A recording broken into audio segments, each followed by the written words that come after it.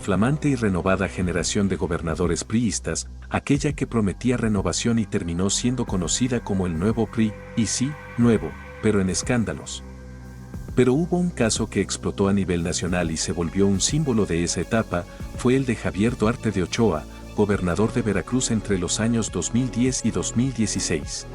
Tener un Veracruz tan bonito como el de hoy representa un gran logro para mi gobierno. Durante su administración, el Estado no solo enfrentó problemas, vivió una crisis profunda, corrupción, inseguridad y un ambiente donde ejercer el periodismo se volvió una profesión muy peligrosa. A Duarte se le acusó de desvío de recursos, enriquecimiento ilícito y de montar una estructura completa para saquear dinero público, pero el escándalo no se quedó en cifras, tocó algo mucho más sensible. Uno de los episodios más indignantes fue el de los tratamientos médicos falsos. Denuncias señalaban que a niños con cáncer se les habrían suministrado sustancias que no correspondían a quimioterapia, era pura agua destilada, simulando tratamientos en lugar de combatir la enfermedad. Esto refleja exactamente la combinación de fraude, desvío de recursos y abuso de poder. El caso generó indignación nacional, pero este tema aún no tiene sentencia. A esto se sumaron otros señalamientos aún más oscuros, versiones que hablaban de desapariciones de sus enemigos políticos, estos eran arrojados desde helicópteros en zonas montañosas aisladas de la Sierra de Songolica. Sin embargo, nunca hubo una ubicación confirmada ni pruebas contundentes que sostuvieran estos hechos en tribunales. Y justamente ahí está lo inquietante, no saber si fue exageración o algo que simplemente nunca se pudo probar. Mientras tanto, el mecanismo financiero operaba con precisión. Se descubrió una red de empresas fantasma que recibían contratos públicos, simulaban servicios y desaparecían el dinero, especialmente en áreas como desarrollo social. Recursos destinados a la población que terminaban en otro lugar. Para 2016, la presión sobre él ya era insoportable. Aún así, encontró tiempo para pasar por la televisión, secarse las lágrimas con Loret de Mola y entregar su último chayote, todo con la esperanza de que Peña Nieto le tendiera la mano y suavizara su caída, pero nada de esto funcionó.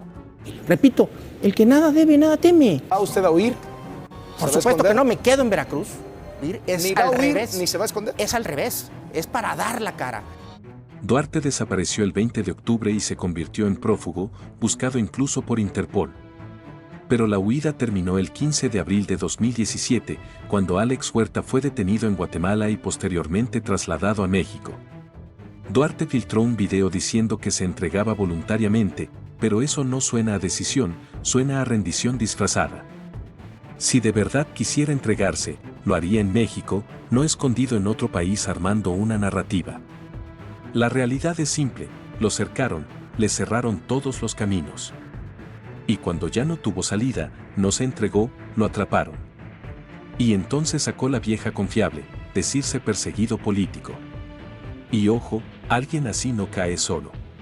Informar que en unos instantes más, de acuerdo al convenio establecido con el gobierno federal, seré detenido. Me entrego. Y estoy seguro que así como grabó ese video, tiene cientos de evidencias y declaraciones en la que embarra a decenas de otros políticos y con eso pactó las condiciones de su caída. Lo más polémico vino después de enfrentar cargos por delincuencia organizada, que podían significar décadas en prisión, el caso se reclasificó a asociación delictuosa. La diferencia fue enorme. Se acreditaron desvíos por 38 millones de pesos, muy por debajo de las cifras que se manejaban públicamente, y en 2018 Duarte se declaró culpable mediante un procedimiento abreviado. Negoció y redujo su condena a 9 años de cárcel. Sin olvidar las famosas libretas de su esposa, Karime Macías, donde repetía sin cesar, "Si merezco abundancia". No era solo una frase vacía, era como ensayar su futuro, y que quede como precedente, le funcionó a la señora, lo buscó, se visualizó, se divorció, y ahora vive la vida de nueva rica en Europa. Javidú sí cayó, pero no como muchos esperaban. Y hay un detalle que no dejó contento a nadie, Karime Macías, ella continúa libre y soltera gracias al asilo político que le otorgó el Reino Unido, ella sigue gastando todo el dinero robado como si no hubiera un mañana. No olvidemos que detrás de cada gobernador ladrón hay una primera dama ambiciosa. Paciencia, prudencia, verbal contingencia, dominio de ciencia, presencia o ausencia, según conveniencia. Pasamos a César Duarte Jaques, fue gobernador de Chihuahua del 2010 al 2016, de sangre priista. Y aquí entramos a otro nivel, porque este caso no solo habla de corrupción, habla de cómo se puede comprometer el futuro de todo un estado. Durante años su nombre estuvo rodeado de señalamientos, pero todo explotó al terminar su mandato. Se le acusó directamente de desvíos en asociaciones ganaderas, decenas de propiedades en Estados Unidos, y la presa ilegal del rancho El Saucito, todo mientras dejaba a Chihuahua prácticamente hipotecado. Más de 55,000 millones de pesos de deuda. Una estructura financiera diseñada para pagarse hasta 2038. No le importó comprometer generaciones enteras. Pero lo que sí le importó fue contratar por 2 millones a Juan Gabriel para que le cantara las mañanitas. Pero eso no fue todo. En 2016 estalló otro escándalo. El gobierno estatal habría retenido parte del salario a más de 700 empleados públicos. Con el destino de las arcas del PRI. Alrededor de 80 millones de pesos. Aquí ya no hablamos de errores, hablamos de un sistema operando desde dentro. Las acusaciones se acumularon rápido, 21 órdenes de aprehensión en su contra. Para 2017, el caso ya era internacional. Se sabía que estaba en Estados Unidos, pero no aparecía. Se mantuvo prófugo hasta que el 8 de julio de 2020 fue detenido en Florida. Y tras un proceso largo, fue extraditado a México el 2 de junio de 2022. Hoy César Duarte se encuentra recluido en el Penal Federal del Altiplano, enfrentando procesos penales por peculado y asociación delictuosa. Ha obtenido beneficios como prisión domiciliaria en algunos momentos por temas de salud, pero su situación sigue activa. No está exonerado. Sus abogados están tratando de sacarlo, viendo a qué juez agarran en su momento de necesidad. Su proceso está en un limbo legal, mientras se resuelve el fondo de los amparos. Desde que llegó al poder, Maru Campos ha sido señalada por frenar investigaciones y dejar enfriar casos ligados al entorno familiar de César Duarte. No olvidemos que Maru estuvo vinculada a la nómina secreta de Duarte, y aquí huele a pago de favores.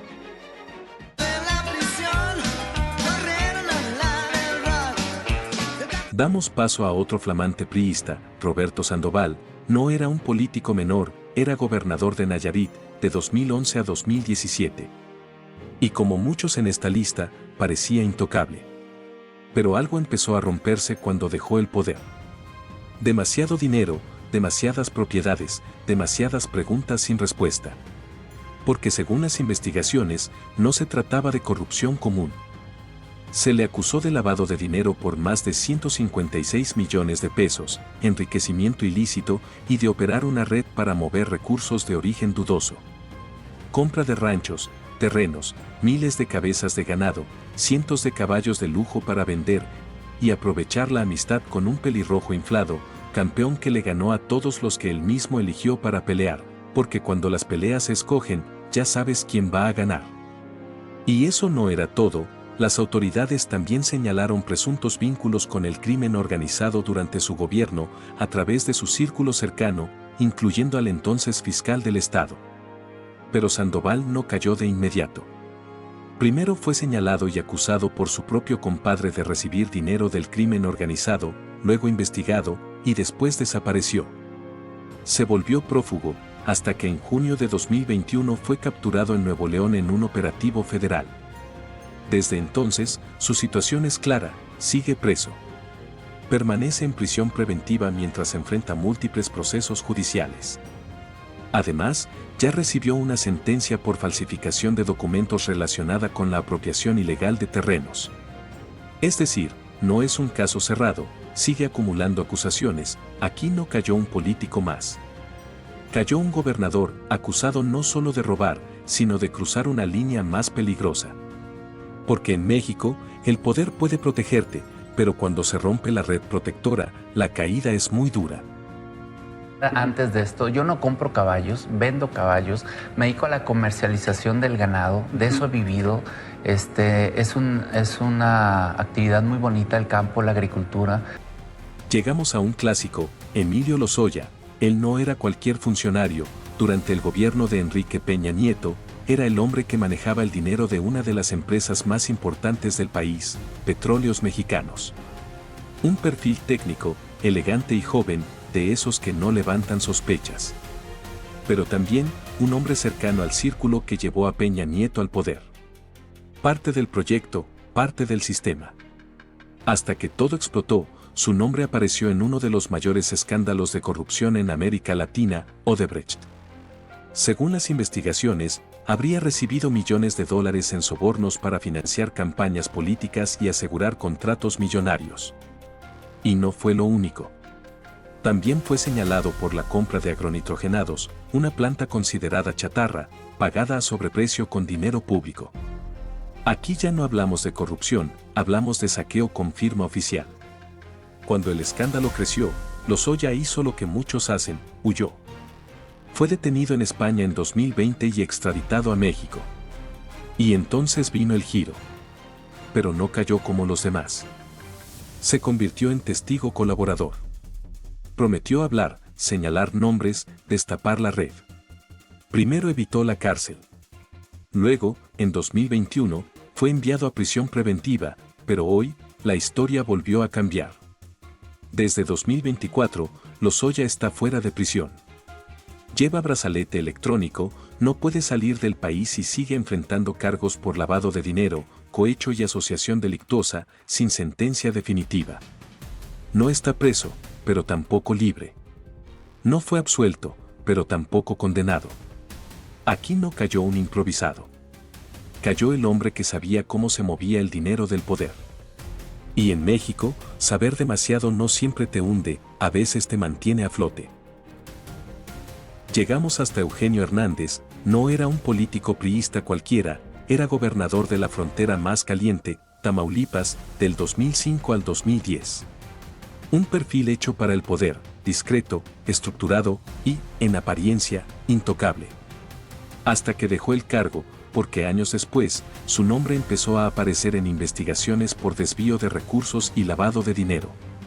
Compra irregular de terrenos, operaciones financieras que no cuadraban y una red que empezaba a tomar forma. Pero el caso no se quedó en México. Estados Unidos también lo señaló, acusándolo de lavar dinero a través de propiedades en Texas y solicitando su traslado. Ahí la historia dejó de ser local y se volvió internacional. En 2017 fue detenido. Y durante años, su nombre quedó atrapado en expedientes, audiencias y un proceso que no terminaba de cerrarse. Pasó por 6 años de prisión, enfrentó cargos, pero el tiempo empezó a jugar a su favor, varios procesos se fueron cayendo. Esto porque todos los testigos que iban a declarar en su contra, fueron apareciendo muertos, y los que no, siguen desaparecidos, y no es que sea mal pensado, pero terminó con los cabos sueltos, y tal vez por eso en 2023 recuperó su libertad.